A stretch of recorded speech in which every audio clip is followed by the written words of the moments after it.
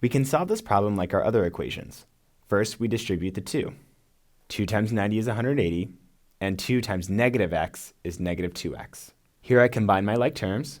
We add 2x to both sides, and we get 180 plus x equals 190.